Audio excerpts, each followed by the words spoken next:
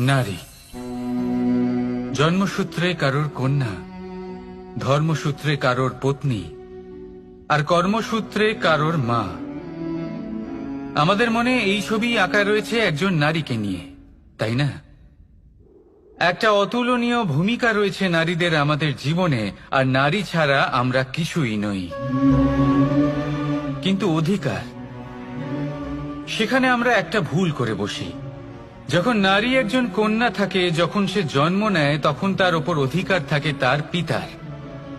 আর তারপর যখন বিয়ে হয়ে যায়, তখন তার অস্তিত্বের ওপর অধিকার থাকে তার স্বামীর।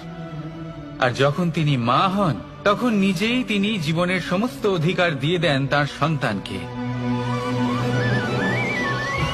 কিন্তু আমরা কি কখনো এটা ভেবেছি এই জীবন হলো তার